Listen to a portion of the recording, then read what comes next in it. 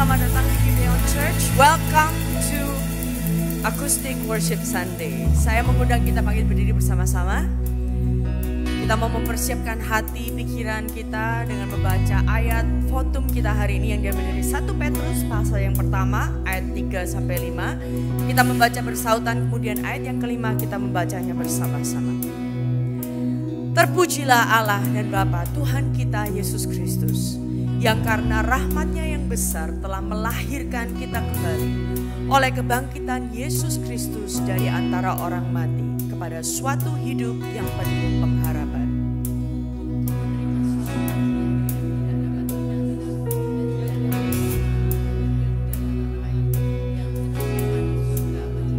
Bersama-sama, yaitu kamu yang dipelihara dalam kekuatan Allah karena imanmu, sementara kamu menantikan keselamatan yang telah tersedia untuk dinyatakan pada zaman akhir.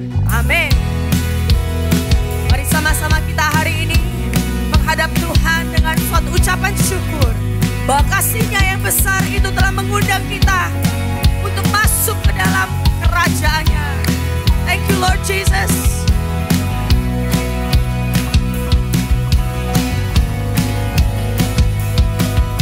Gaze upon your Savior. Gaze upon your Savior. Behold your great high priest. Draw near in awe and wonder. His cross has spoken.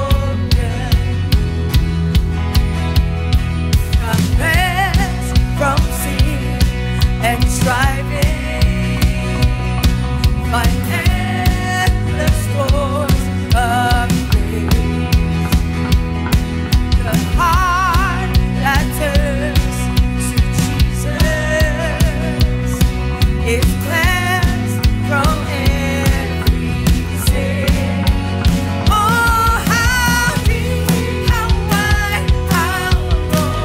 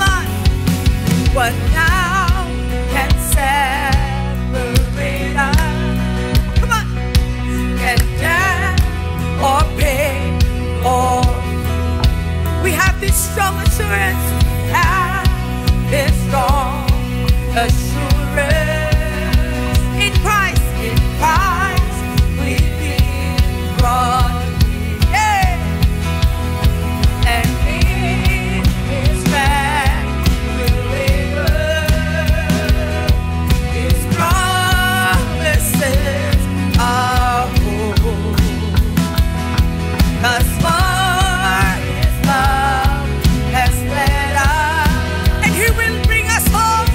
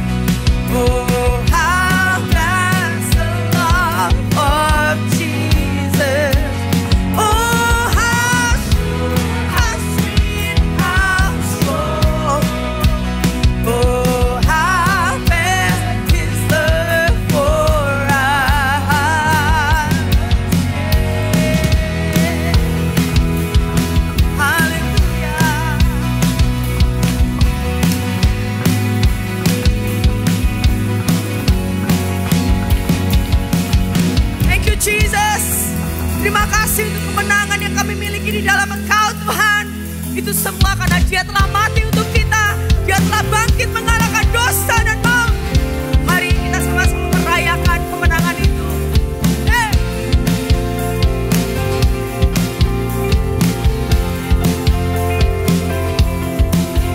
Semua bernyanyi dan berseru pada Allah Maha Tinggi. Semua waktu tunduk padanya. Pujian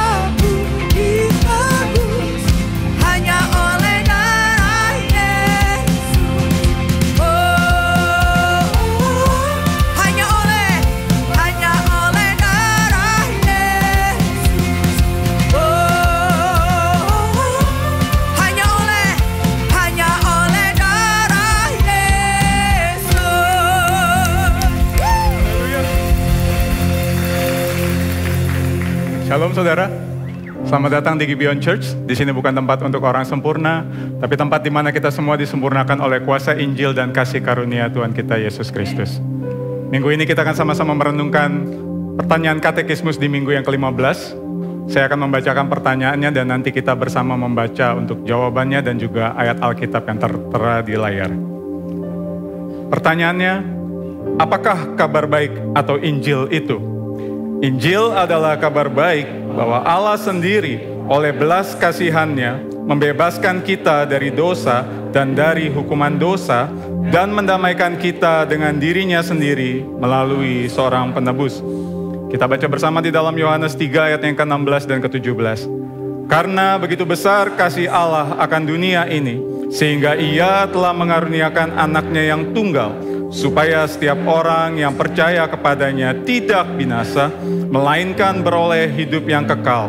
Sebab Allah mengutus anaknya ke dalam dunia, bukan untuk menghakimi dunia, melainkan untuk menyelamatkannya oleh Dia. Silakan duduk. Saudara, saya percaya setiap kita suka dengan yang namanya kabar baik. Dan sebaliknya, setiap kita sangat tidak suka atau tidak nyaman ketika kita mendengar kabar buruk. Renungan kita hari ini menjelaskan tentang arti dari Injil atau kabar baik, yaitu bahwa Allah membebaskan kita dari hukuman dosa dan mendamaikan diri-Nya dengan kita melalui seorang penebus. Nah, tetapi sebenarnya seberapa baikkah kabar baik Injil itu bagi kita? Kalau kita merasa hidup kita baik-baik saja, nggak ada masalah. Apakah berita Allah mendamaikan diri-Nya dengan kita dan menebus kita dari dosa-dosa kita adalah sebuah kabar yang sangat baik bagi kita? Mungkin kita akan menganggap itu hanya kabar yang biasa, karena kita merasa hidup kita baik-baik saja dan kita nggak membutuhkan seorang penolong. Saudara, untuk dapat memaknai betapa baiknya kabar baik Injil itu, kita perlu terlebih dahulu untuk memahami betapa buruknya kabar buruk itu bagi setiap kita. Yaitu bahwa kita semua adalah orang-orang yang telah rusak dan orang-orang yang sangat berdosa. Kita perlu untuk memahami akan betapa rusaknya dan betapa berdosanya kita, sehingga kita dapat memahami betapa kita sesungguhnya membutuhkan anugerah Allah. Karena tanpa kita memahami akan betapa seriusnya kondisi kita di luar Allah, kita tidak mungkin dapat memahami betapa dahsyatnya kabar baik Injil itu di dalam hidup kita. Seperti R.C. Sproul, seorang hamba Tuhan, pernah mengatakan, Injil hanya akan menjadi kabar baik ketika kita memahami kabar buruknya terlebih dahulu.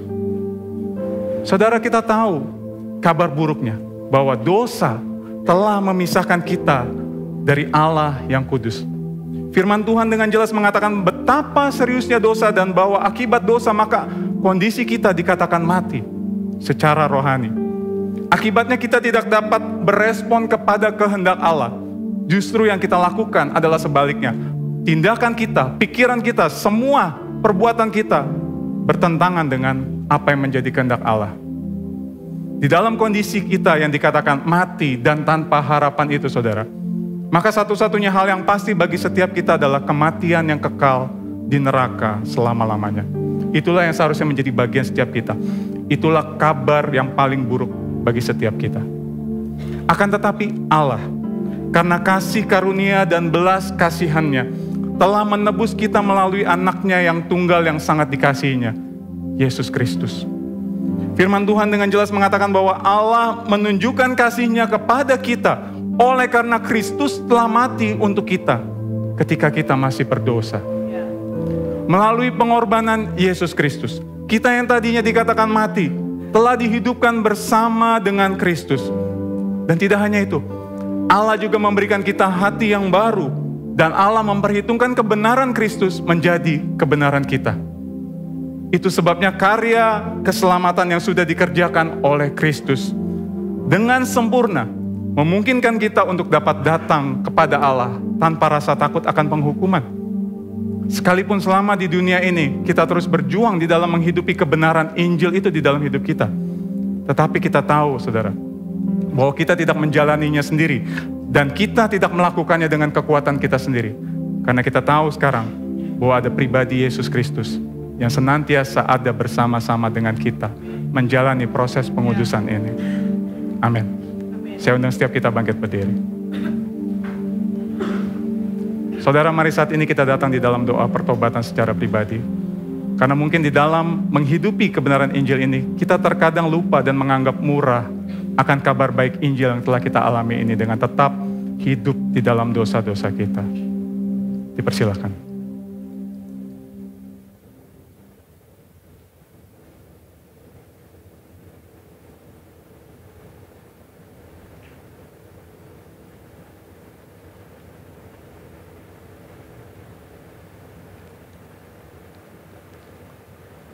Kami bersyukur Tuhan untuk kasih-Mu Tuhan.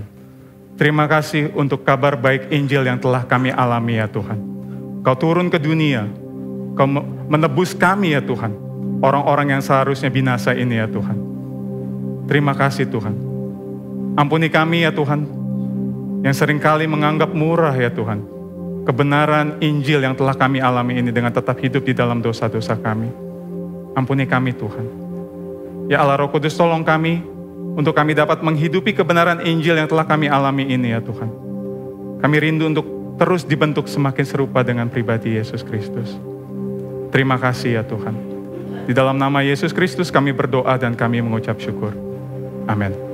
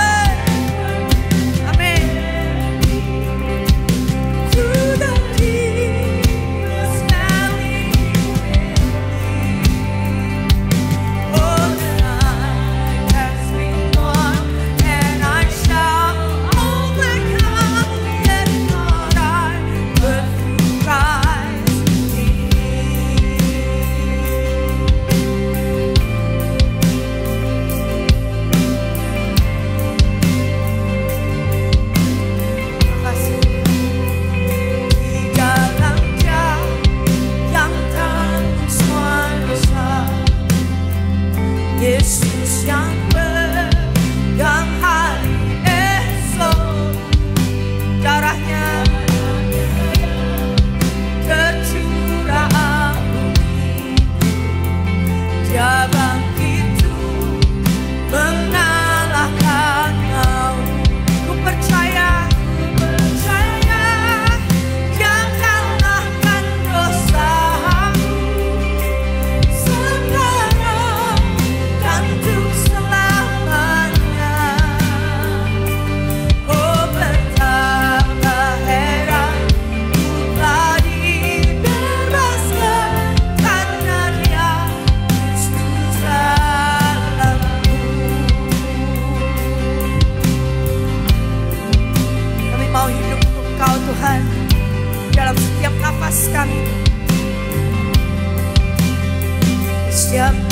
nafasku, ku mau serta Yesus.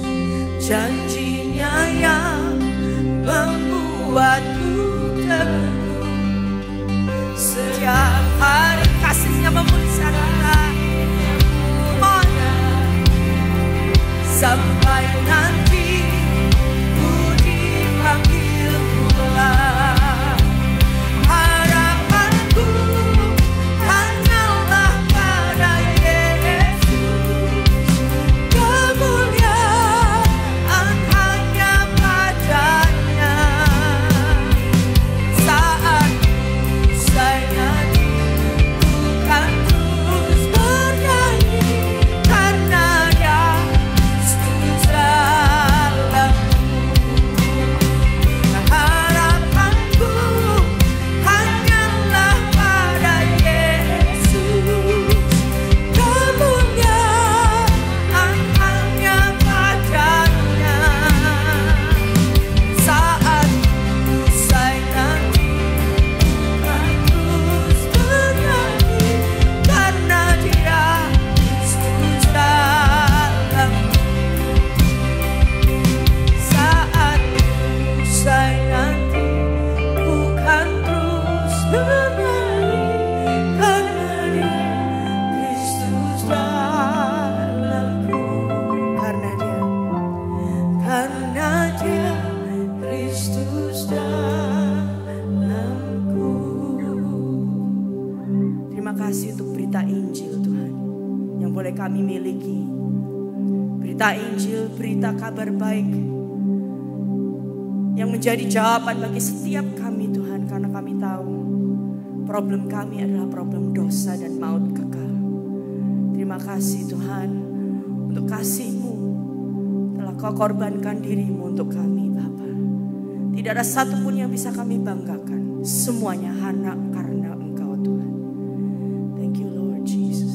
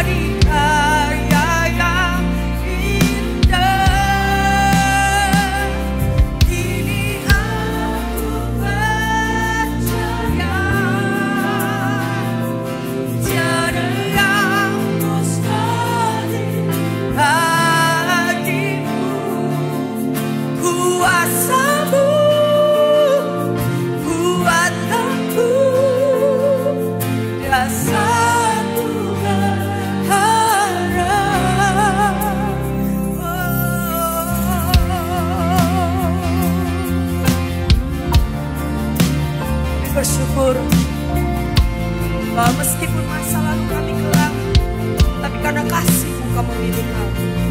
Tak peduli masa lalu, Engkau tetap memilihku.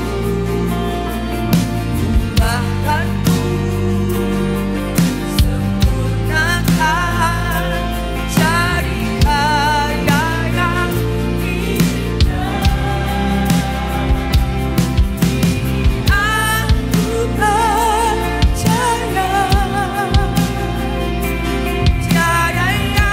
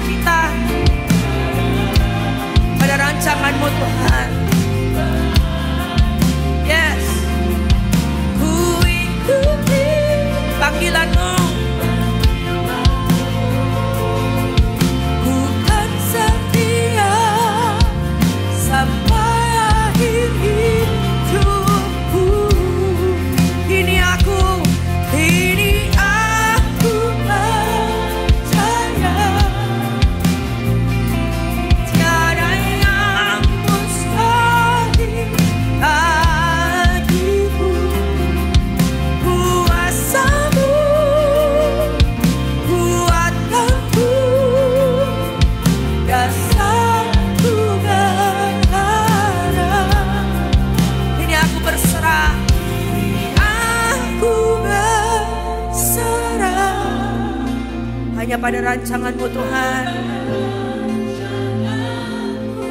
Kakiku ku ikuti panggilan-Mu, ku kan setia sampai akhir hidupku.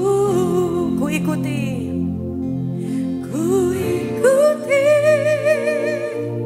panggilan-Mu, ku kan setia sampai akhir hidupku.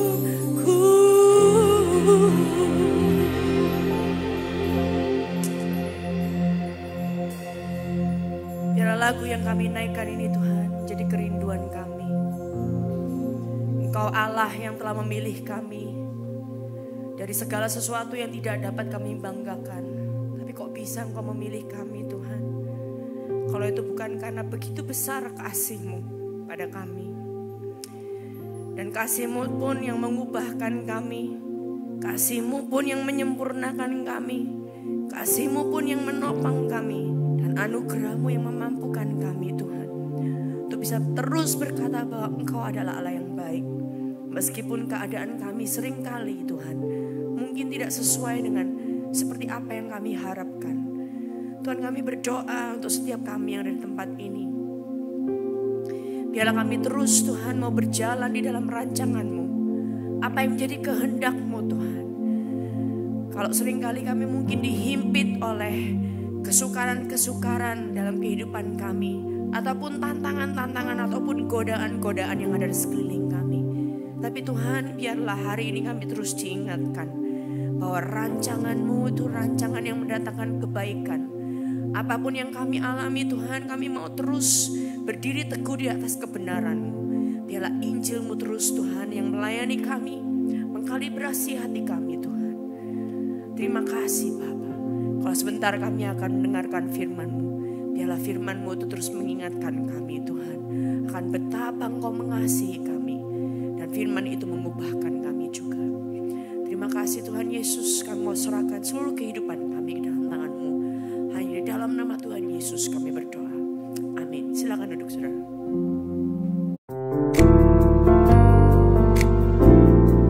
Tiba saatnya kita diberi kesempatan untuk memberikan persembahan. Anda dapat memberi dengan cara transfer ke rekening gereja yang kami cantumkan atau dengan scan QR Code melalui aplikasi-aplikasi yang ada di samping saya. Juga bisa melakukan melalui mesin EDC yang kami sediakan di area giving booth.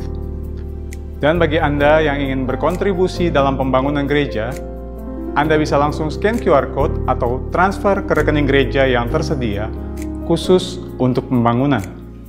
Semua informasi yang dibutuhkan untuk memberi ada di kartu informasi Ways to Give di kursi masing-masing saat Anda datang. Kami juga menyediakan amplop yang dapat Anda pakai untuk memberi secara tunai, lalu dapat Anda masukkan ke dalam kotak persembahan yang tersedia di pintu keluar saat Anda pulang nanti. Kita memberi bukan supaya diberkati, tetapi kita memberi karena kita sudah diberkati. Sebelum memberi, mari sama-sama kita berdoa. Ya Tuhan, kami mengucap syukur untuk kasih setia-Mu di dalam hidup kami. Terima kasih kalau kami boleh datang beribadah pada hari ini ya Tuhan. Dan kalau saat ini kami datang membawa persembahan syukur ini ke hadapan-Mu Tuhan, kami membawanya dengan satu kesadaran bahwa Engkau Allah yang telah memberkati kami terlebih dahulu, sehingga kami dapat membawa persembahan syukur ini dengan penuh ucapan syukur ya Tuhan. Kiranya Engkau memberkati setiap persembahan ini agar dapat dipakai untuk memperluas kerajaan-Mu di muka bumi ini. Di dalam nama Yesus Kristus, kami berdoa dan kami mengucap syukur. Amin. Selamat memberi. Hi Church, back again with me, Free Grace, and this is Gibeon Weekly News.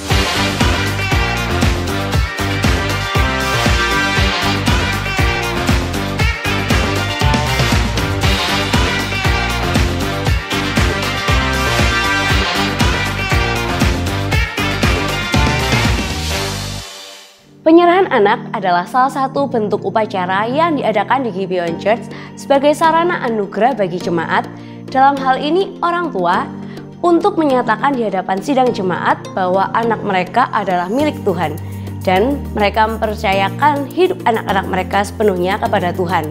Serta sebagai komitmen bagi para orang tua untuk mendidik anak-anak mereka dengan prinsip kebenaran firman Tuhan. Oleh sebab itu, Gibeon Church akan mengadakan upacara penyerahan anak pada tanggal 15 Mei 2024 pukul 6 sore di Gibeon Church. Anda dapat daftar melalui link berikut ini. Seperti yang telah kami informasikan bahwa mulai tanggal 8 April hingga 19 April, kegiatan tengah minggu di Gibeon Church termasuk care group serta layanan WhatsApp dan Tokopedia kami akan libur sejenak. Meskipun demikian, kegiatan ibadah di hari Minggu tetap berjalan seperti biasa. Anda dapat menggunakan kesempatan ini untuk menikmati waktu bersama dengan keluarga maupun orang terdekat Anda. Sebagai orang Kristen, sudahkah kita mengambil langkah untuk membagikan kabar baik Injil kepada orang-orang di sekitar kita? Jika Anda ingin namun tidak tahu bagaimana caranya, ini adalah saat yang tepat untuk mengikuti seminar How to Share the Gospel yang diadakan oleh Gibeon Church bekerja sama dengan Evangelism Explosion Indonesia pada tanggal 26 April pukul 6 sore di Gibeon Church. Segera daftar melalui link berikut atau kunjungi Connect Booth setelah ibadah nanti untuk mengetahui informasi lebih lanjut. Kami masih membuka kesempatan bagi Anda untuk berkontribusi dalam pembangunan dan renovasi gedung Gibeon Church. Anda dapat memberi donasi melalui nomor rekening di layar ini, melalui QR Code pada kartu Ways to Give di kursi Anda, maupun melalui mesin edisi di Giving Booth Basement setelah ibadah ini. Sampai di sini perjumpaan kita dalam Gibeon Weekly News kali ini. Have a great Sunday and enjoy the sermon. Seperti biasa di minggu yang kedua, saya mengajak kita boleh berdiri bersama. Kita akan mengikrarkan pengakuan iman rasuli sebagaimana menjadi pernyataan iman kita bersama-sama dengan seluruh umat percaya di mana-mana tempat. Pengakuan iman rasuli. Aku percaya kepada Allah, Bapa yang Maha Kuasa, Khalik langit dan bumi, dan kepada Yesus Kristus anaknya yang tunggal Tuhan kita, yang dikandung daripada Roh Kudus, lahir dari anak darah Maria, yang menderita di bawah pemerintahan Pontius Pilatus, disalibkan, mati dan dikuburkan, turun ke dalam kerajaan maut. Pada hari yang ketiga bangkit pula dari antara orang mati, naik ke surga, duduk di sebelah kanan Allah Bapa yang Maha Kuasa, dan akan datang dari sana untuk menghakimi orang yang hidup dan yang mati.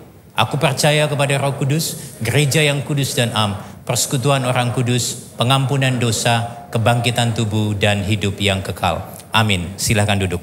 Welcome to Gibeon Church bagi saudara semua yang hadir pada ibadah yang kedua ini, dan bagi saudara yang tentunya mengikuti secara live streaming. Di sini kita punya hashtag bukan tempat untuk orang sempurna, tetapi kita semua disempurnakan oleh kuasa Injil dan kasih karunia Kristus. Yang percaya katakan amin. Saudara, sebelum kita memulai sermon series Credo Rasuli di week yang kedua, saya ingin memberikan satu pengumuman untuk saudara dan mengajak saudara untuk boleh join untuk IG Live Series bersama dengan akun I Declare dan lead pastor kita, Pastor Michael Christian, pada esok hari jam 7 malam. Dengan sebuah tema, apakah Kristen progresif sebuah jawaban. Saya rasa saudara ini satu hal yang sangat baik sekali untuk memperlengkapi kita di dalam zaman ini, di dalam realita beberapa waktu ini muncul istilah Kristen progresif yang sangat kencang sekali. Jadi saya mengajak saudara untuk boleh join besok jam 7 malam bersama-sama dengan akun Instagram I Declare dan juga akun lead pastor kita, Pastor Michael Christian. Nah saudara, hari ini adalah week yang kedua di dalam sermon series kita, Credo Rasuli, dan kita akan bersama membahas kalimat yang selanjutnya, yaitu Allah Bapa yang Maha Kuasa.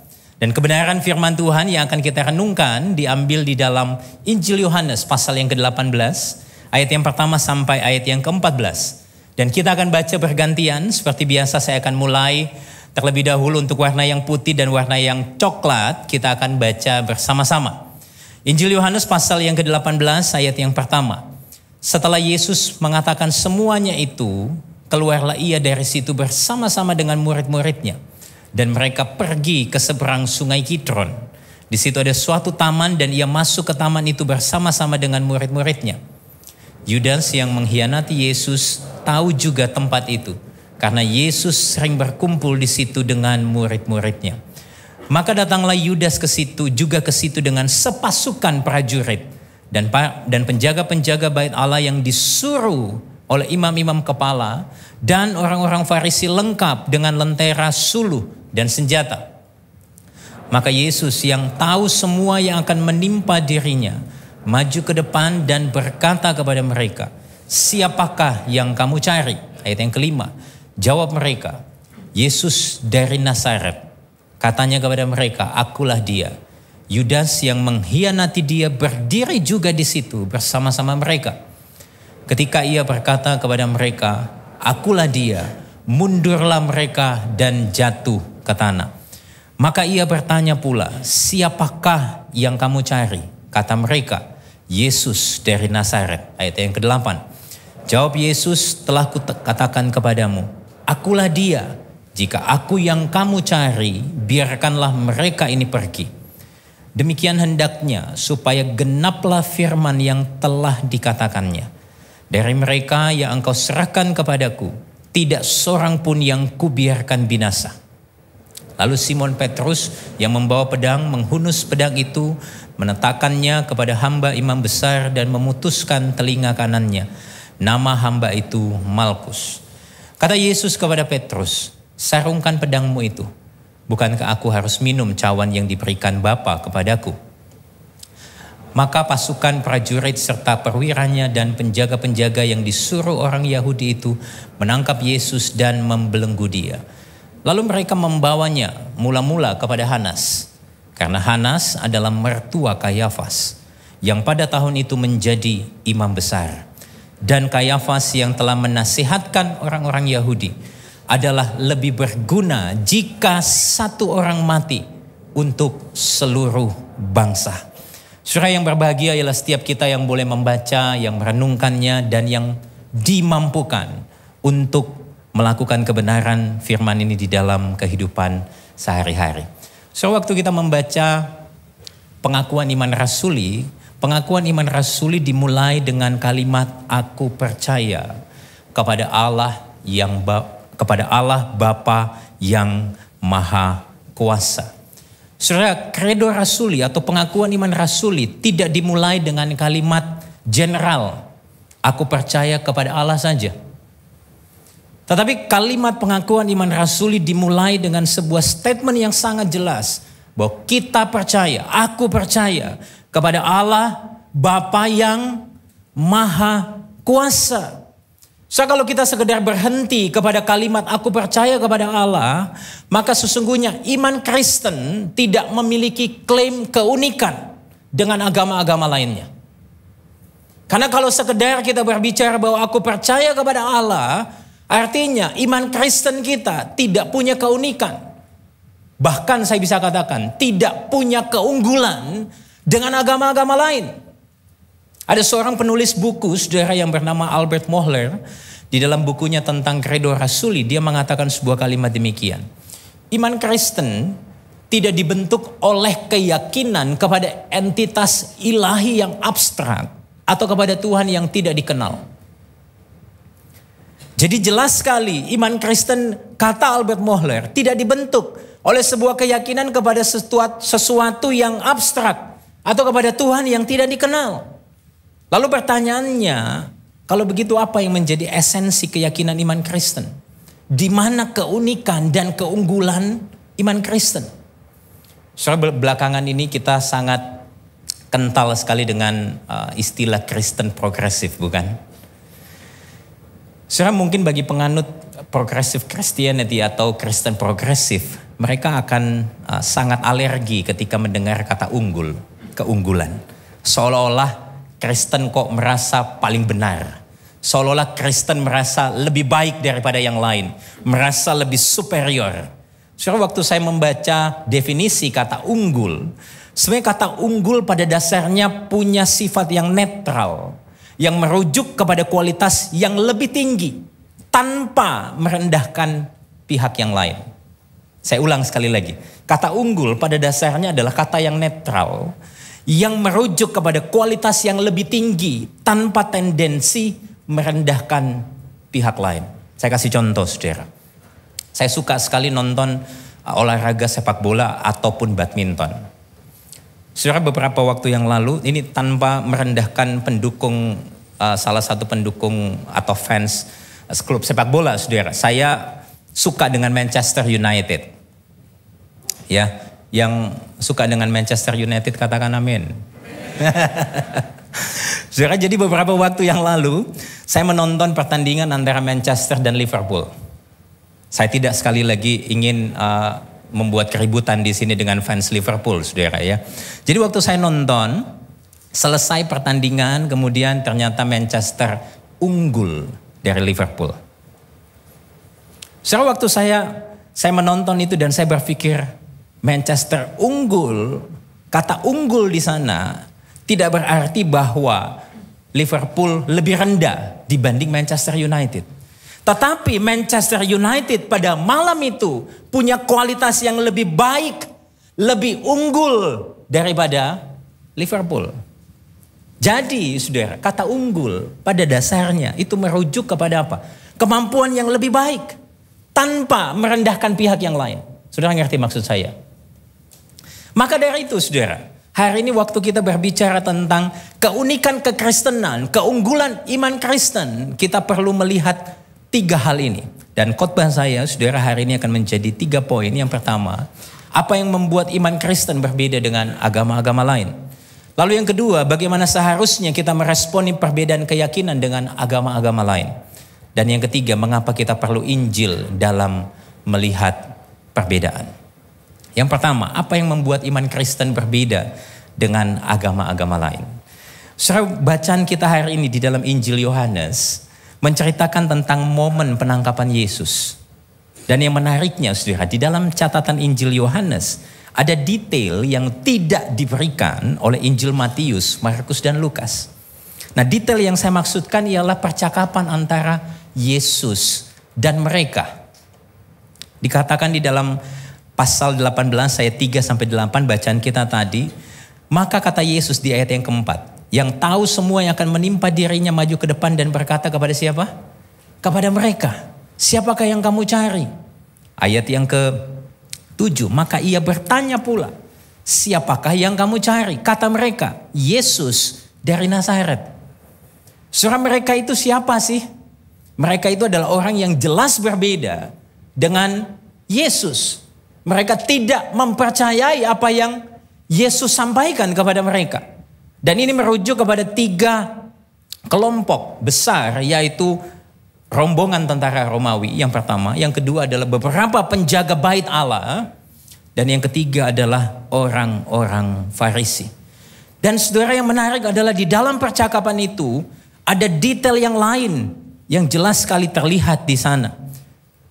Di dalam bacaan ayat 3-8 di situ dikatakan bahwa Yesus itu tahu semuanya di dalam ayat yang keempat. Yesus tahu apa yang akan menimpa dirinya. Lalu dia maju ke depan. Seolah-olah itu ingin menggambarkan bahwa Yesus yang mengambil peran di dalam percakapan itu. Yesus yang berinisiatif memulai percakapan itu. Lalu kemudian dikatakan apa? Yesus maju ke depan dan berkata kepada mereka, siapa yang kamu cari? Lalu apa jawab mereka? Yesus dari Nazaret. Sudah 2 kali Yesus bertanya. Dan 2 kali pula mereka menjawab, Yesus dari Nazaret. Sudah pertanyaannya, kenapa sih Yesus butuh 2 kali bertanya kepada mereka? Apakah Yesus lupa akan identitasnya? Atau apakah kemudian Yesus perlu menegaskan tentang identitasnya? Ternyata tidak, saudara. Di sini saya menjumpai bahwa ketika Yesus bertanya 2 kali, Yesus tidak sekedar berupaya untuk mencari jawaban. Tapi Yesus ingin menunjukkan siapa yang pegang kendali. Saudara, lihat gesturnya. Yesus bertanya, dia maju ke depan, lalu berkata, siapa yang kamu cari? Ini seolah-olah ingin menunjukkan bahwa pada momen penangkapan Yesus, bukan mereka yang pegang kendali, tapi justru Yesus yang pegang kendali. Saudara, waktu saya merenungkan bagian ini, saya mengimajinasikan bahwa sebetulnya pada momen penangkapan itu, ketika Yohanes menceritakan detail ini, Yohanes tidak sedang membuat Yesus seolah-olah seperti seorang aktor yang menunggu arahan untuk tampil di atas panggung. Yohanes tidak ingin menampilkan Yesus yang kemudian seolah-olah pasif, tidak berdaya. Tapi justru, saudara, Yohanes ingin memperlihatkan Yesus itu adalah sutradara. Dialah yang mengarahkan setiap langkah atas seluruh kisah di dalam dunia ini, termasuk pada momen penangkapan dirinya sendiri. Lalu saudara, ada detail lain yang menarik. Waktu Yesus 2 kali menjawab mereka dengan kata, Yesus bertanya kepada mereka, siapa yang kamu cari? 2 kali pula Yesus kemudian berkata, akulah dia. Akulah dia. Saudara, kalau mau jujur, respon alami dari seorang yang hendak ditangkap itu adalah bersembunyi karena ketakutan. Itu adalah respon alamiahnya. Tetapi yang terjadi pada Yesus justru sebaliknya. Dia yang berinisiatif tanya, dia yang justru memperkenalkan dirinya. Dan ketika Yesus memperkenalkan dirinya dengan kata akulah dia, so di dalam terjemahan aslinya seharusnya ialah I am. Sebetulnya ini persis sama dengan penyataan diri Allah kepada Musa di dalam Keluaran 3:14. Kita baca bersama-sama Keluaran 3:14. 1, 2, 3. Firman Allah kepada Musa, aku adalah aku. Lagi firman-Nya, beginilah kau katakan kepada orang Israel itu, akulah aku telah mengutus aku kepadamu. Saudara, perkataan ini sama persis dengan Keluaran 3 ayat 14. Klaim aku ada yang dikatakan oleh Yesus tentang dirinya itu sebetulnya ingin mengatakan dan menegaskan bahwa dia selalu ada. Dia self-sufficient, cukup pada dirinya sendiri. Dia tidak membutuhkan apapun di luar dirinya. Tetapi sebaliknya, semua yang di luar Allah membutuhkan dan bergantung kepada Allah supaya bisa ada. So, dengan kata lain, keberadaan saya dan saudara tanpa Allah, kita sama-sama adalah debu dan tanah. Kita nothing. Karena apa? Karena kita bergantung, kita butuh Allah supaya eksis, supaya ada. Tetapi berbeda dengan Allah. Berbeda dengan Yesus, dia selalu ada, dia self-sufficient. Dia tidak membutuhkan apapun di luar dirinya. Dan inilah yang menjadi klaim, yang menjadi pembeda dengan agama-agama lain. So, di dalam semua kitab suci agama lain, kalau ada nabi, seorang perantara yang berbicara, saudara, biasanya dia akan menggunakan bahasa pihak pertama, yaitu saya. Dia berbicara kepada umat, yaitu pihak kedua. Dan dia berbicara tentang Allah sebagai pihak ketiga. Tetapi Alkitab justru menyatakan bahwa Yesus memperkenalkan dirinya sebagai pihak pertama kepada umatnya. Dengan kata lain, sebetulnya Allah yang berbicara dan menyatakan dirinya secara langsung kepada umat manusia melalui pribadi Kristus. Jadi Yesus bukan hanya perantara antara Allah dan umat. Dia adalah Allah yang secara langsung menyatakan dirinya kepada umat manusia. Dan ini yang menjadi pembeda dengan agama-agama lain. Dan kekuatan klaimnya ini, saudara, itu tidak sekedar hanya ngomong tok, tapi diiringi dengan kekuatan kuasanya. Saudara, Anda percaya, perhatikan di dalam ayat yang ke-6. Kita baca bersama, 2, 3. Ketika ia berkata kepada mereka, akulah dia. Apa yang terjadi? Mundurlah mereka dan jatuh ke tanah. Saudara, jangan cepat-cepat lewatkan bagian ini. Beberapa penafsir berpikir bahwa ketika Yesus berkata akulah dia dan para kelompok itu mundur dan jatuh ke tanah, mereka berpikir bahwa mereka terkejut, mereka kagum dengan perkataan Yesus yang berkata, akulah dia. Ada juga yang berpikir bahwa Oh mungkin ketika Yesus berkata, akulah dia, Yesus tiba-tiba berubah wujud dan mereka terkejut, mereka takut. Ada beberapa penafsir lain yang berkata bahwa ya wajar aja mereka jatuh dan terkejut. Karena waktu itu di Bukit Zaitun, kontur tanahnya itu sangat curam. Sehingga mereka waktu jalan mau nangkep Yesus dan terkejut, mereka sama-sama lalu kemudian mundur dan terjatuh. Saudara, saya rasa penafsiran ini tidak tepat. Tetapi saya sependapat saudara dengan apa yang dikatakan oleh seorang teolog, seorang pengkhotbah dari Scotland, namanya Alexander McLaren. Dia mengatakan bahwa saya cenderung berpikir bahwa di sini ada sebuah robekan tirai untuk sesaat. Dan sama seperti Musa tidak bisa melihat wajahnya, yaitu wajah Allah, tetapi hanya bertahan hidup dengan melihat bagian belakang kemuliaannya. Dan sama seperti Yesaya yang hanya melihat kilasan kemuliaannya melalui asap, berkata, celaka aku sebab aku binasa. Begitu juga di sini, seberkas sinar kemuliaan ilahi menembus celah tirai itu. Seolah-olah hanya untuk sesaat, cukup untuk menghancurkan dan membuat prajurit yang bersenjata itu tersungkur dengan takut. Saudara, kalau saya bisa gambarkan dengan contoh yang lain. Saudara, ini ibarat seorang ayah yang beratnya kira-kira 100 kg bermain gulat dengan anaknya yang masih berusia 3 tahun dengan berat 10 kg. Saudara, tentu sang ayah ketika bermain gulat dengan anaknya harus menahan diri untuk tidak membiarkan sang anak merasakan berat badan dirinya yang sebenarnya. Tapi kalau saudara bisa bayangkan bagaimana jika sang anak betul-betul merasakan dan mengalami berat badan sang ayah yang sebenarnya. Berat badan sang ayah mungkin saja meremukkan tulang atau bisa mengancam nyawa sang anak. Maka dari itu, sang ayah perlu menguasai dirinya dengan benar sehingga sang anak tidak mengalami cedera atau ancaman kematian. Saudara, ilustrasi ini saya sampaikan untuk apa? Untuk menunjukkan bahwa Yesus yang adalah Tuhan yang Maha Kuasa sesungguhnya sanggup mengalahkan seluruh pasukan yang hendak menangkapnya dengan hanya perkataan, saudara. Tapi justru dia menahan dirinya untuk tidak menghabisi mereka. Karena apa?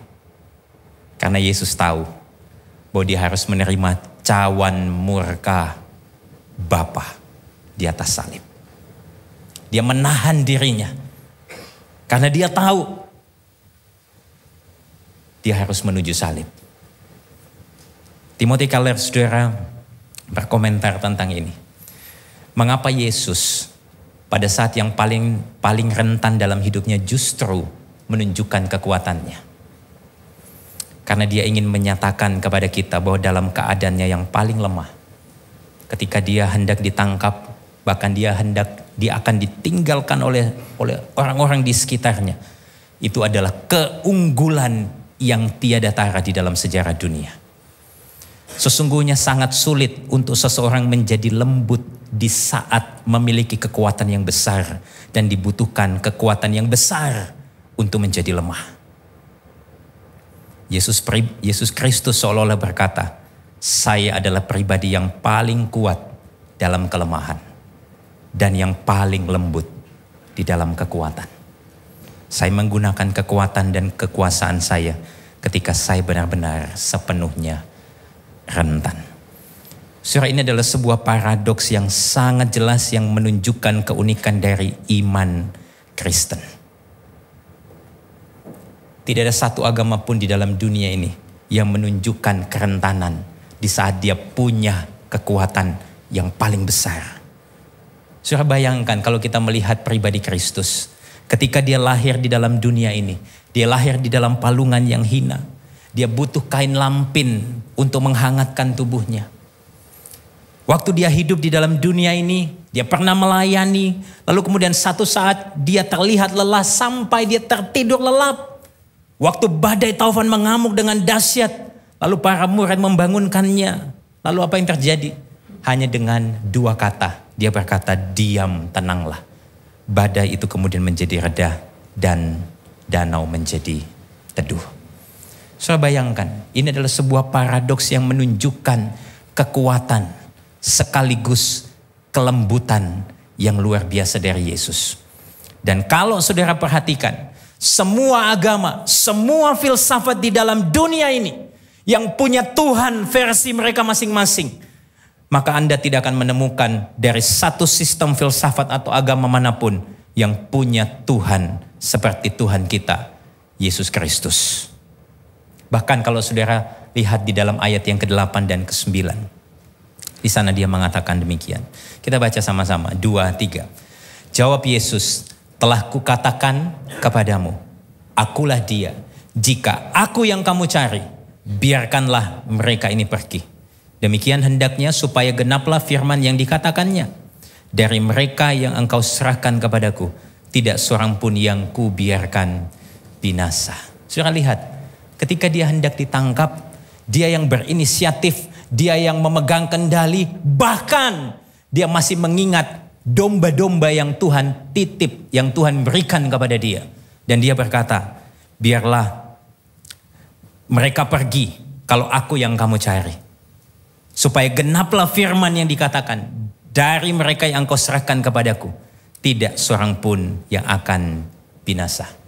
Saudara ingat, ini adalah gema dan penegasan yang luar biasa dari Sang Gembala Agung kita, yaitu Yesus Kristus. Sebagaimana yang dicatat di dalam Yohanes 10 ayat 27 sampai 29. Kita baca sekali lagi bersama-sama. 2, 3. Domba-dombaku mendengarkan suaraku, dan aku mengenal mereka, dan mereka mengikut aku.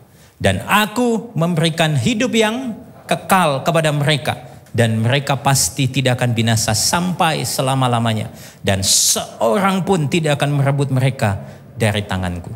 Bapakku yang memberikan mereka kepadaku lebih besar daripada siapapun, dan seorang pun tidak dapat merebut mereka dari tanganku. Saudara, ini adalah sebuah kebenaran yang sangat menenangkan hati kita semua.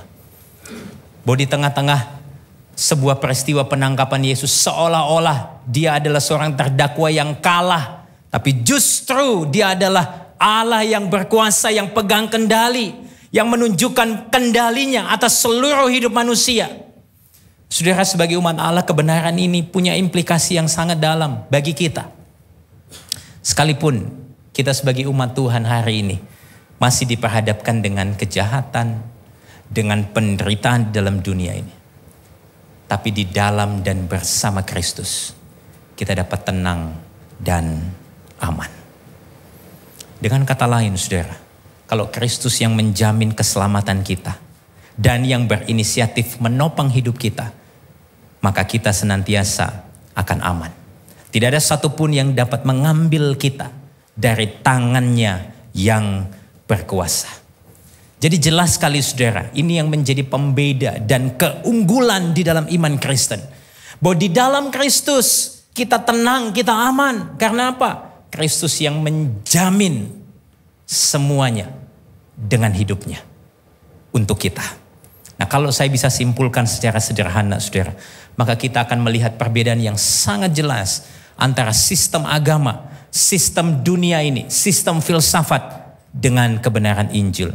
Kalau sistem agama di dalam dunia ini berkata begini, hidupmu itu bergantung pada amal ibadahmu.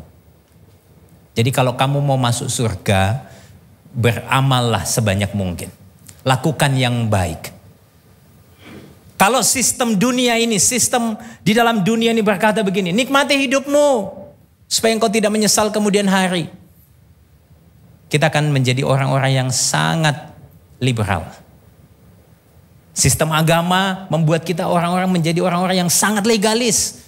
Tapi Injil, lihat, perhatikan, ini menjadi sebuah pembeda dan keunikan dan keunggulan di dalam kekristenan. Injil berkata, hidupku kuberikan agar hidupmu aman untuk selamanya.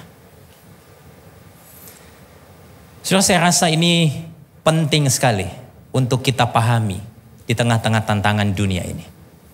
Saudara, saya dan saudara di dalam iman Kristen sangat berbeda dengan agama-agama yang lain. Dan ini adalah perbedaan yang menunjukkan eksklusivitas iman Kristen. Lalu bagaimana saudara? Seharusnya kita merespon ketika kita berhadapan dengan orang-orang yang berbeda. Ini adalah poin yang kedua. Bagaimana seharusnya kita merespon perbedaan keyakinan dengan agama-agama lain. Saudara, ketika Yesus ditangkap, kalau kita kembali kepada Injil Yohanes, di sana ada seorang murid yang namanya Simon Petrus. Yang kemudian maju, dia menghunuskan pedangnya dan membuat telinga kanan seorang hamba imam besar itu putus. Hamba itu namanya siapa? Malkus. Saudara, kalau kita bandingkan dengan catatan ketiga Injil yang lain, maka hanya Injil Lukas sebetulnya yang menjelaskan bahwa Yesus kemudian menjamah dan menyembuhkan telinga Malkus. Di dalam catatan Injil Matius, saudara, Matius berkata begini, maka kata Yesus kepadanya, masukkan pedang itu kembali ke dalam sarungnya, sebab barang siapa menggunakan pedang akan binasa oleh pedang. Lalu ayat lanjutannya, ayat 53.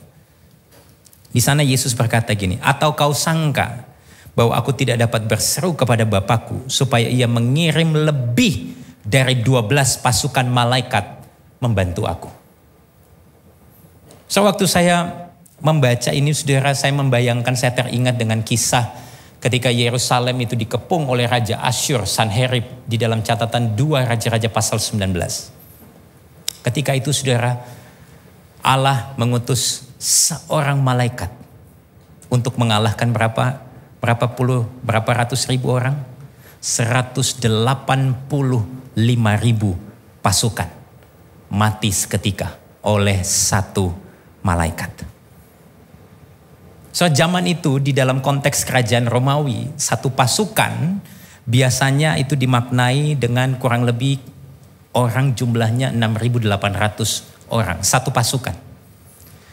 Kalau Tuhan bilang begini, kamu pikir aku tidak bisa minta sama Bapa untuk kirim 12 pasukan? Artinya apa? 12 kali 6.800, kira-kira berapa?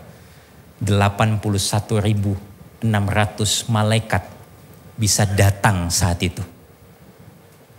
Kalau satu malaikat bisa ngalahin 185.000 orang, bayangin 81.600 malaikat bisa ngalahin berapa? 13 miliar pasukan. Bayangkan betapa dahsyatnya kekuatan Kristus. Tapi dia tidak melakukan itu. Dia bilang sama Petrus, masukkan pedang itu kembali ke sarungnya. Sebab barang siapa menggunakan pedang akan binasa oleh pedang. Yesus ingin bilang begini, kerajaan Allah itu tidak menjadi besar dan juga tidak dipertahankan dengan kekerasan. Kekerasan pada akhirnya hanya menghasilkan kekerasan. Dan kata-kata kasar hanya menghasilkan kata-kata kasar. Saudara, untuk menyederhanakan ini, saya punya cerita. Saudara, ini bukan ketika saya berhadapan dengan orang yang berbeda keyakinan, tetapi saya berhadapan dengan istri saya sendiri yang berbeda gender. Ya. Jadi satu kali saudara, beberapa bulan yang lalu, kami itu hendak menghadiri sebuah undangan makan malam bersama dengan satu keluarga yang sedang merayakan ulang tahun. Lalu saudara, seperti biasa saya bilang nanti kalau kita datang, kita bawain hadiah ya. Lalu saya bilang sama istri saya, nanti kamu beliin ini aja, beliin buku Gospel Wisdom dan t-shirtnya Gospel Wisdom. Nanti minta sama staff, bawain deh. H-1 sebelum hari itu saudara, saya sudah bilang malamnya nanti kamu beli ya. Ingat ya. Oke kok, beres, siap, gampang itu. Toh juga di kantor, di office. Besok pagi saudara, waktu kami pergi ke gereja, saya ingatin lagi. Jangan lupa ya, pesen 2 t-shirt, 1 buku Gospel Wisdom. Oke kok, gampang, beres, pasti saya ingat. Sampai sore saudara, ketika kami hendak pergi ke tempat di mana undangan itu diselenggarakan, singkat cerita kemudian kira-kira di daerah Dr. Sutomo sudah keluar nih jam-jam 5 saudara. Lalu saya bilang, bukunya sama t-shirtnya mana? Lalu dia bilang ini, waduh, lupa.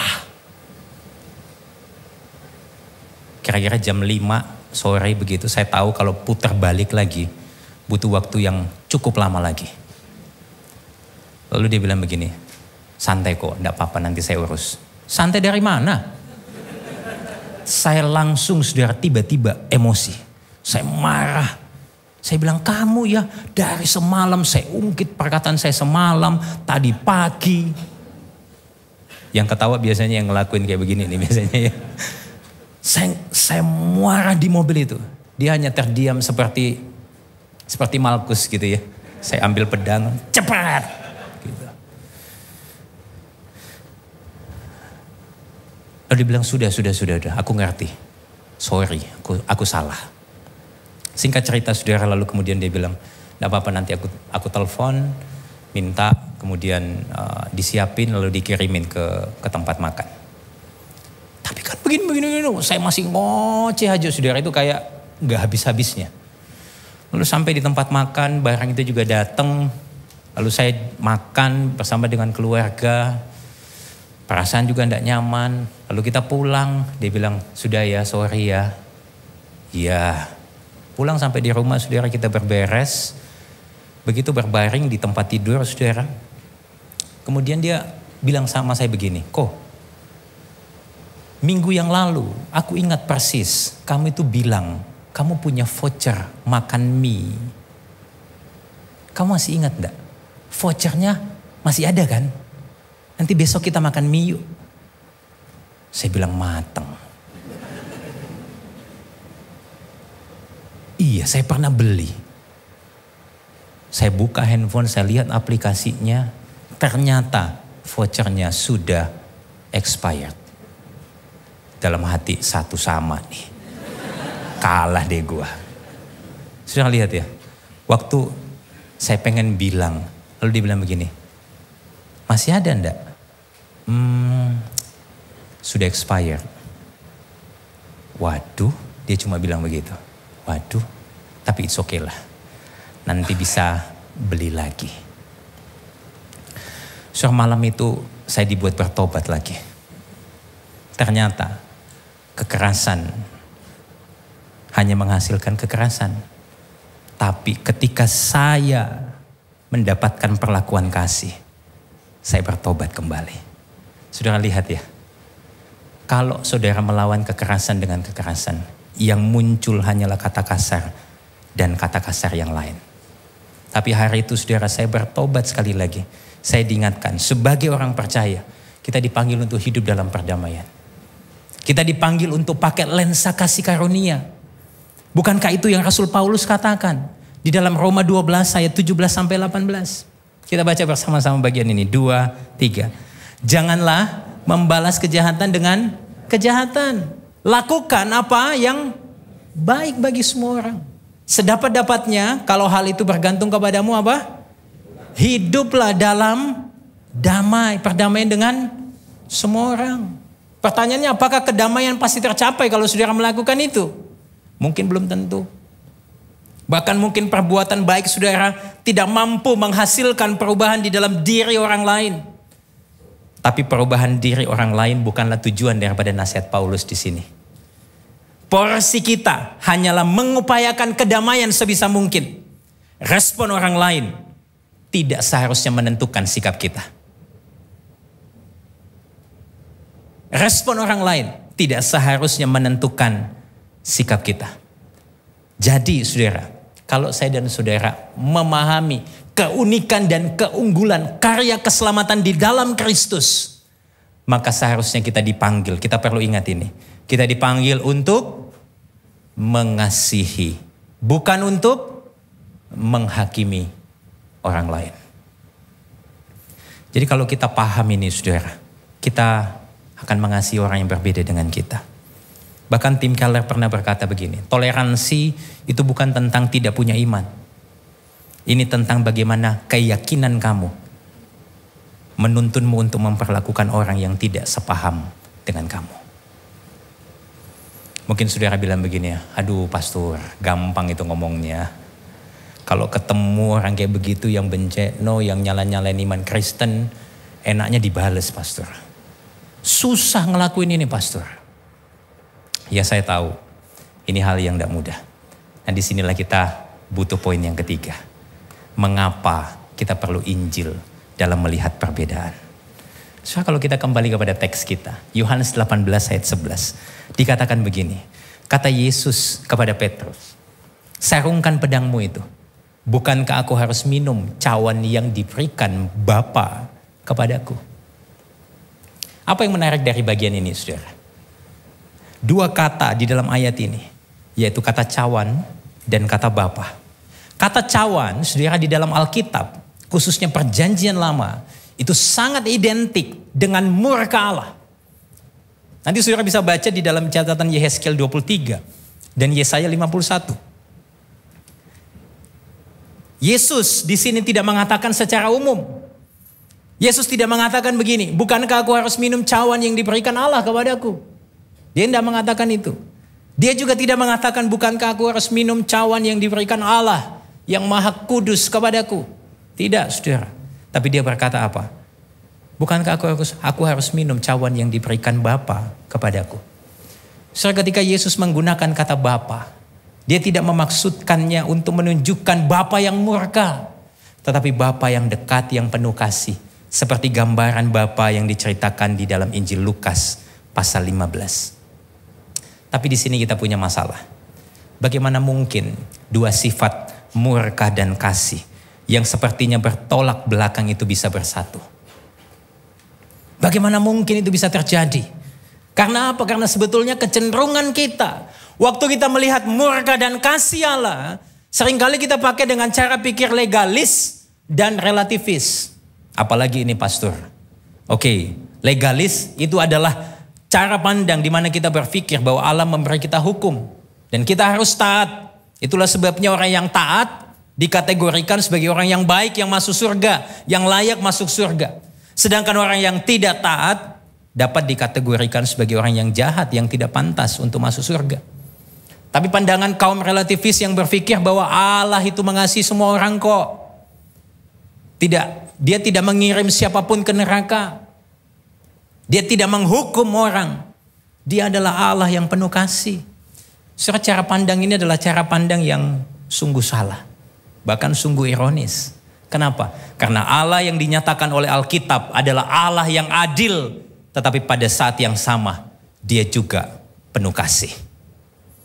Allah yang Alkitab nyatakan jauh lebih kudus daripada Allah yang dipikirkan oleh kaum legalis. Karena standar kekudusan Allah bukan dengan perbuatan baik. Tapi standar kekudusan Allah adalah kesempurnaan. Dan Alkitab juga menjelaskan, semua orang telah berdosa, telah kehilangan kemuliaan Allah.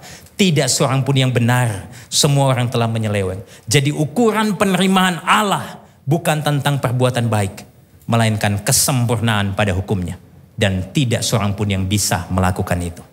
Dan Allah yang dinyatakan oleh Alkitab juga Allah yang jauh lebih penuh kasih daripada Allah yang dipikirkan oleh kaum relativis. Kaum relativis berpikir bahwa saya nggak percaya pada murka Allah. Itu artinya apa? Mereka tidak percaya bahwa di dalam setiap tindakan kasih ada pengorbanan yang harus dinyatakan. Kalau saya ikutin pola pikir yang seperti ini, maka saudara begini. Kalau seandainya saudara berpikir dengan lensa legalis, kalau Anda melihat Allah yang adil terhadap setiap keputusannya dan menjadikan kita lebih taat terhadap hukumnya, pertanyaannya apakah itu akan mempesona Anda? Sama seperti ketika saudara memberi hukum aturan kepada anak saudara. Apakah itu membuat dia lebih mencintai Anda? Kalau saudara pakai lensa relativis. Kalau saudara datang kepada orang dan berkata, oh Tuhan mengasihi semua orang kok. Dia gak akan menghukum semua orang. Pertanyaan saya, apakah itu akan mengubah orang yang mendengar itu? Saudara, kedua pendekatan ini jawabannya adalah tidak. Karena ketika kita melepaskan atribut kasih dari kemahakuasaan Allah, maka kita akan hanya melihat Allah sebagai Allah yang maha kuasa, tapi bukan seorang Bapa. Kalau kita melepaskan atribut keadilan Allah dari kasihnya, maka kita hanya akan melihat Allah sebagai Bapa yang penuh kasih, tetapi tidak maha kuasa. Dan ini bukanlah Allah yang dinyatakan di dalam Alkitab. Lalu pertanyaannya, bagaimana kita bisa menyatukan dua atribut ini? Kasih dan keadilan Allah. Kasih Allah dan murkanya. Jawabannya hanya kita temukan di dalam Injil Yesus Kristus. Perhatikan ayat yang ke-14. Dan di sana dikatakan demikian. Dan Kayafaslah yang menasehatkan, yang telah menasehatkan orang Yahudi, adalah lebih berguna jika satu orang mati untuk seluruh bangsa. Saudara, saya berikan highlight untuk kalimat satu orang mati. Disinilah gospel connection-nya. Saudara, kalau kita kembali kepada kitab Kejadian, ketika Allah mencipta satu orang yang bernama Adam, Allah menempatkan dia di sebuah taman. Dan kalau saudara baca Kejadian 2, 16-17, seolah-olah Allah pengen bilang sama Adam begini, taati perintahku, maka engkau akan hidup. Tapi waktu kamu makan buah pohon pengetahuan yang baik dan yang jahat, maka seketika juga engkau mati. Tapi ribuan tahun kemudian, Allah menempatkan seorang manusia di sebuah taman lagi. Dan meletakkan pohon di depannya, yaitu salib. Seolah-olah dia berkata, taati perintahku mengenai pohon itu. Kepada Adam yang pertama, saudara, ketika Allah mengatakan jika kamu menaati aku maka kamu akan hidup, tapi dia tidak melakukannya. Maka dari itu dia mengalami kematian. Tapi kepada Adam yang kedua, yaitu Kristus, di dalam ketaatannya yang sempurna, waktu di taman itu dia berkata, biarlah cawan ini lalu daripadaku, tapi biar kehendakmu yang jadi. Waktu dia taat sempurna, justru dia terima kematian. Dan disinilah kita melihat bagaimana dua atribut Allah, Bapa yang penuh kasih dan yang maha kuasa, terlihat jelas di salib. Kasih dan keadilan Allah secara sempurna bersinar dan bersatu di atas salib. Saudara, Kristus harus mengalami salib, di mana dia yang gak bersalah, tapi dia diperhitungkan sebagai orang yang pantas dihukum. Dia dikepung oleh pasukan yang banyak. Sangkamu aku ini penjahat, itu kata dia kepada mereka. Dia gak berdosa, tapi seolah-olah dia adalah pendosa. Dia yang pegang kendali, yang punya kuasa. Seolah-olah seketika di atas salib dia menjadi tidak berdaya. Dia yang maha adil, tapi dia harus menanggung murka Allah. Dia yang maha kasih, tapi justru di atas salib dia merasakan kesendirian. Untuk apa itu, saudara? Supaya saya dan saudara yang pantas dihukum menerima kasih karunia-Nya. Supaya saya dan saudara yang berdosa dapat dipanggil sebagai anak-anak Allah hari ini. Supaya saya dan saudara yang tidak berdaya hari ini bisa berkata, aku kuat di dalam Kristus. Supaya saya dan saudara yang hari ini harusnya terima murka Allah, justru kita menerima kemuliaan. Supaya saya dan saudara yang hari ini harusnya mengalami kesendirian, hari ini engkau dan saya mengalami penyertaan Tuhan yang sempurna sampai selama-lamanya. Amin, saudara. Untuk apa ini semua? Supaya saya dan saudara yang harusnya dimurkai, yang tidak pantas dikasihi, kita menerima perkenanan Allah selama-lamanya. Dan kita mengalami anugerah keselamatan Allah yang sempurna. Kita bisa mengenal Allah Bapa yang Maha Kuasa melalui karya salib Kristus. Karena di atas saliblah kita bisa melihat dan mengenal Allah yang Maha Kuasa. Tetapi pada saat yang sama, Dia adalah Bapa yang penuh kasih. So, waktu kita mengingat ini, waktu kita berhadapan dengan orang yang berbeda sama kita pakai lensa kasih karunia, kita gak akan jadi sombong dan merasa lebih superior dari mereka. Tapi justru kita lihat dengan lensa kasih.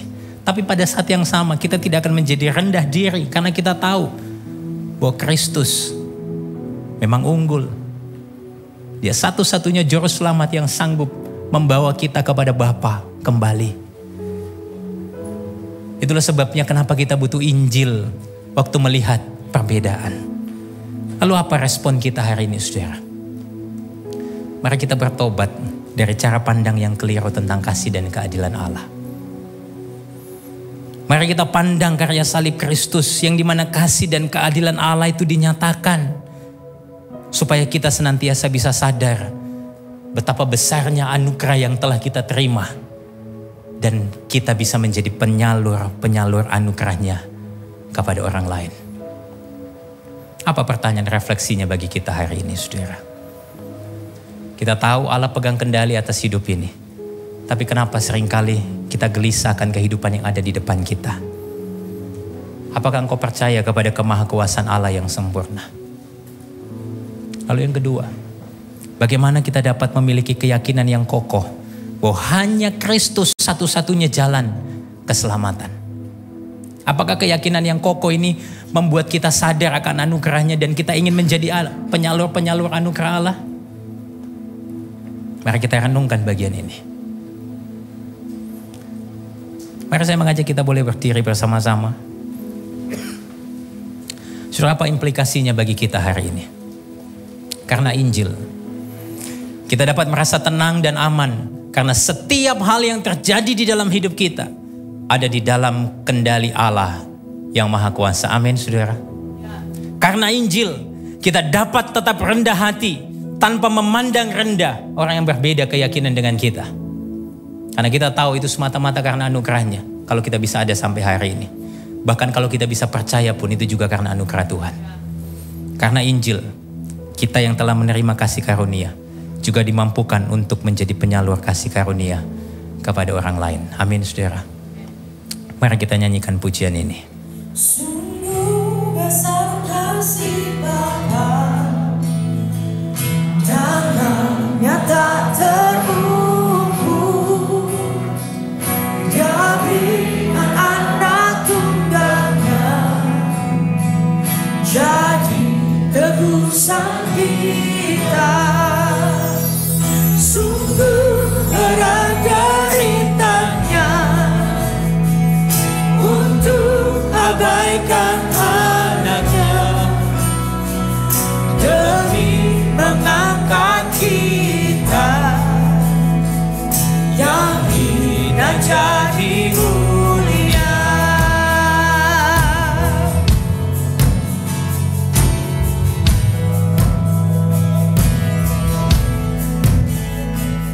Lihatlah manusia itu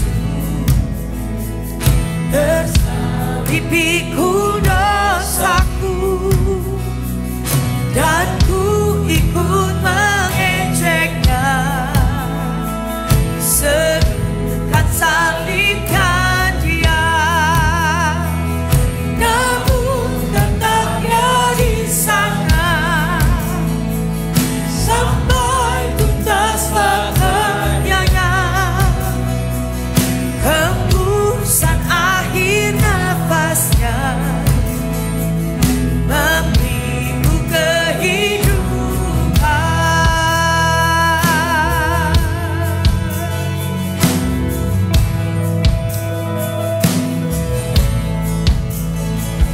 Tak akan ku berbangga dalam apapun juga Selain di dalam Yesus. selain di dalam Yesus yang mati bangkit bagiku. Mengapa dia mau berkorban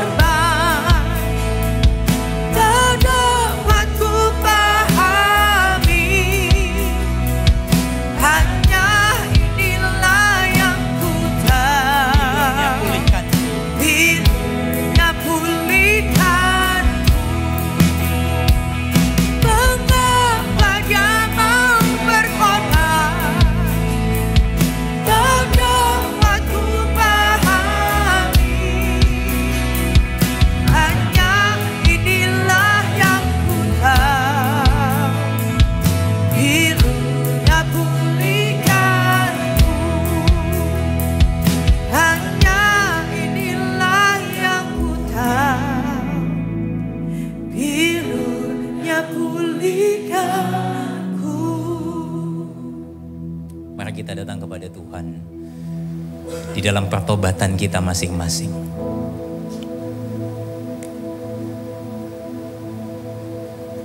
Seringkali kita merasa benar, merasa lebih benar dibandingkan orang lain. Tapi sesungguhnya Alkitab menyatakan bahwa tidak seorang pun yang benar. Kita semua berdosa, kita semua menyeleweng.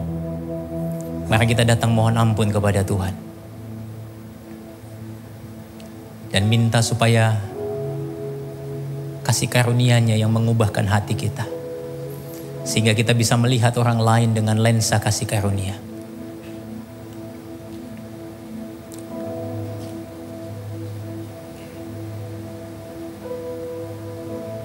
Tuhan, hari ini kami datang kepadamu. Kami tahu bahwa tidak seorang pun yang benar. Tidak ada seorang pun yang berbuat baik di dalam dunia ini. Hanya Engkau Allah yang baik. Yang mau datang ke dalam dunia. Menebus kami manusia yang bobrok ini. Terima kasih Tuhan untuk kebaikan-Mu yang begitu besar kepada kami. Kalau kami sudah menerima kasih karunia-Mu yang besar itu, ajarlah kami untuk menjadi penyalur-penyalur kasih karunia-Mu. Sehingga orang bisa melihat hidup kami. Dan mereka boleh mengenal Kristus yang penuh kasih dan juga adil. Yang mati di atas kayu salib menggantikan kami. Oh Tuhan, tolong kami. Untuk biarlah iman kami bukan hanya menjadi iman yang hanya tahu. Tapi kami sungguh-sungguh menghidupinya. Dan juga mengaplikasikannya di dalam kehidupan kami. Terima kasih Tuhan, ini doa kami. Kami berdoa dan mengucap syukur di dalam nama Tuhan Yesus. Semua yang percaya katakan amin. Sama-sama kita ambil perjamuan kudus yang sudah disiapkan bersama-sama. Sakramen perjamuan kudus adalah sakramen yang diperintahkan Yesus bagi kita yang sudah percaya kepada Dia, lahir baru dan telah dibaptis, yang menjadikan Yesus Kristus Tuhan dan Juru Selamat saudara. Kalau saudara sudah menerimanya dan melakukan itu semua, Anda bisa dipersilahkan untuk mengambil sakramen ini. Jika tidak, Anda jangan mengambil terlebih dahulu, karena ini merupakan sakramen yang sepatutnya diambil dengan pengertian yang benar. Mari sama-sama kita angkat roti ini di atas kepala kita. Kita berdoa. Bapa, kami mengucap syukur bahwa melalui karya salib-Mu, murka Allah dan kasih Allah bertemu tepat di atas salib. Dan Engkau tidak lari. Bahkan Engkau berdaulat atas kengerian, kejahatan, bahkan mengalahkan maut. Kami mengucap syukur untuk tubuh-Mu yang dipecah-pecahkan. Sehingga di dalam setiap kehancuran kami dapat dipulihkan. Sebab apa yang telah kuteruskan kepadamu telah kuterima dari Tuhan. Yaitu bahwa Tuhan Yesus pada malam waktu Ia diserahkan, Dia mengambil roti. Dan sesudah itu mengucap syukur atasnya. Ia memecah-mecahkannya dan berkata, inilah tubuhku yang diserahkan bagi kamu. Perbuatlah ini menjadi peringatan akan aku. Jemaat dikasihi Kristus, bukankah roti yang kita angkat ini adalah persekutuan kita dengan tubuh Kristus? Mari sama-sama makan di dalam nama Yesus.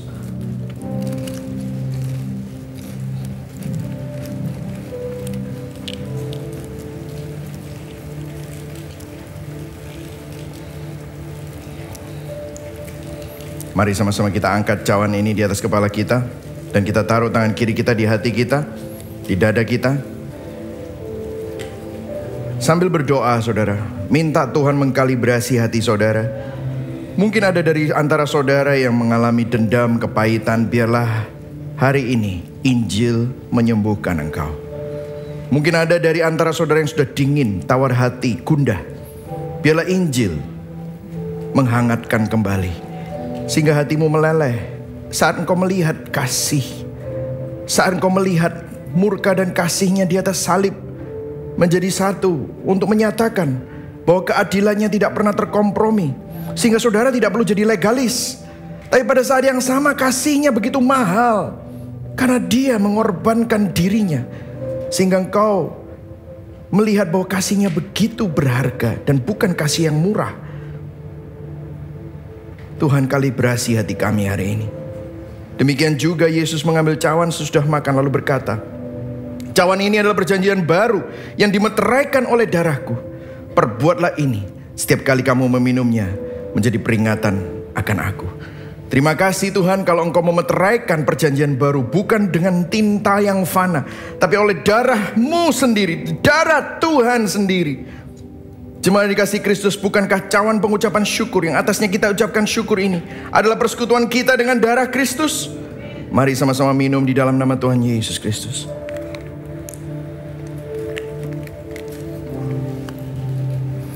Mengucap syukur saudara, karena saudara telah mengenal kasih karunia Tuhan kita Yesus Kristus, bahwa Ia yang oleh karena kita menjadi miskin, sekalipun Ia kaya, mulia dan kudus, supaya kita yang miskin, kita yang bersalah, kita yang tidak kudus, menjadi kaya, benar, kudus di hadapannya.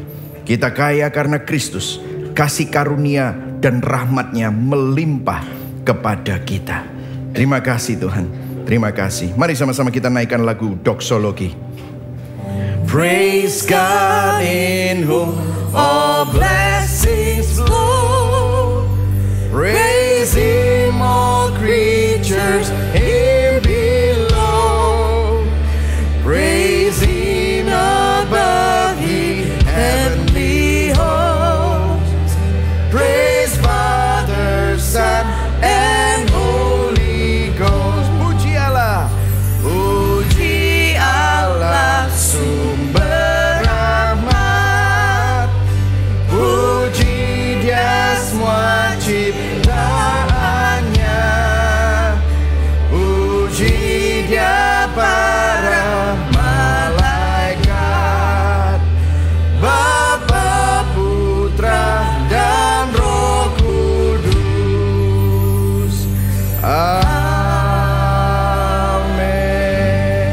Marilah kita arahkan hati dan tangan kita kepada Tuhan yang menyelamatkan, memelihara, dan menopang kita. Jemaat yang dikasihi Kristus, Tuhan memberkati engkau dan melindungi engkau. Tuhan menyinari engkau dengan wajah-Nya dan memberikan engkau kasih karunia. Tuhan menghadapkan wajah-Nya kepadamu dan memberikan engkau damai sejahtera.